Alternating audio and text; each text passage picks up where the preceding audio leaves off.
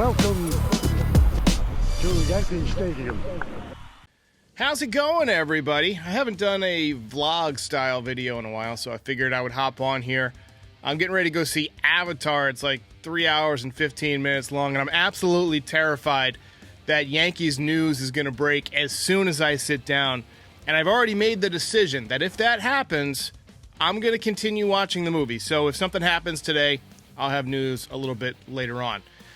We have a few things remaining on the Yankees off-season sort of agenda to talk about.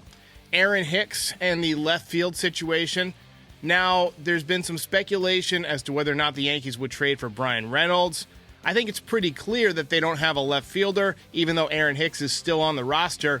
In case you're wondering how Brian Cashman feels about it, here's what he said. We don't have a left fielder. Just from that comment, it doesn't sound as if Brian Cashman believes that Aaron Hicks is the answer in left field, and I've got to say, I agree with him.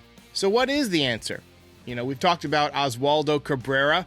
He did a really nice job in right field. I'd be okay putting him out there in left field to begin the season. I think he has a lot of value as a utility guy, but then again, so does DJ LeMahieu, and it might be time to get DJ LeMahieu out of a everyday role. I mean, he's broken down the last couple of years. I think if he plays 4 times a week instead of 6, that'll probably keep him healthier. It'll get more at bats for some other guys. I still think the Yankees need to upgrade at third base. Josh Donaldson just isn't doing it for me offensively, but the predictions from all the people who cover the Yanks, such as Michael Kay or Brian Hoke, they're all assuming that Brian Cashman is being honest with the fact that he believes in Josh Donaldson, and it's only one more year.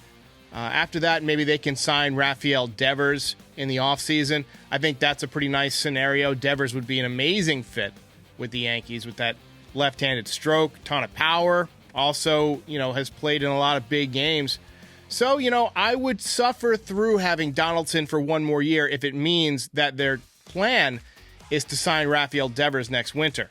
There's been a lot of discussion about whether or not the Yankees will trade Gleyber Torres. I still think that remains a possibility, although the further that the winter goes on, I think it becomes less and less of a possibility. Teams' rosters are starting to kind of round into form, actually.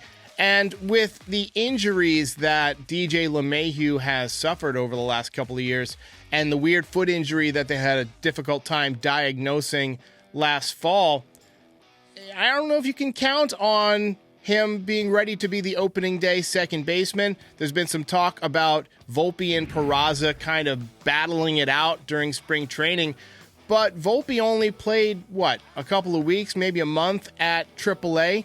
He might need another several weeks at least to begin the season, if not a month or more. So I think you need to have somebody ready to play second base to begin the season.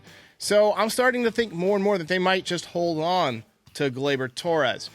But there's still that talk of a big move. I mean, the Rodon move was, according to Michael Kay, separate from the big move that they were working on. There remains a possibility that the Yankees could add further depth to the bullpen. They did pick up Tommy Kahnle, but he's only thrown about 12 innings over the past 2 years. So you got to wonder, next year if he gets up around 50, 60 innings, is he going to start to wear out? But I do think he was a good pickup. Andrew Chafin is still out there.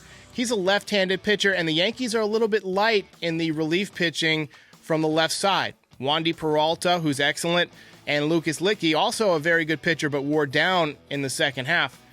But after that, they really don't have any lefties that are ready to step in the bullpen. So if one of those guys gets hurt, it's not a good situation. So I think Chafin would be a nice piece of depth to pick up. Also, he's got that great relief pitcher personality where he's kind of gregarious. He's got the long hair and the facial hair and stuff like that. That's going to have to go. But he's one of those guys who feeds off the energy of the crowd. And I think he'd be a nice pickup for the Yanks. But your guess is as good as mine as to what's next. I don't know if this big move is still going to happen. At this point, I feel like the rotation is as good as you can really get it. The offense has room for improvement. Now, I think Bader, having him for a full season, is going to be a nice upgrade. I do think that the Yankees will get more offense out of left field no matter who's playing out there, just because Joey Gallo killed you for the first half of the season. So I think the Yankees offense will be better, but I still think you need to improve that third base position offensively. Maybe they'll get a little bit more offense out of shortstop next year with IKF moving to more of a utility role, and Oswald Peraza, who Michael Kay and Paul O'Neill both think could be a 2020 guy.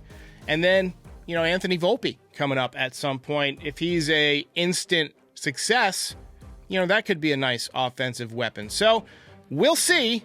Just wanted to check in on you. December 18th. Everybody have a wonderful holiday, and I'll see you when I see you. Ball game on.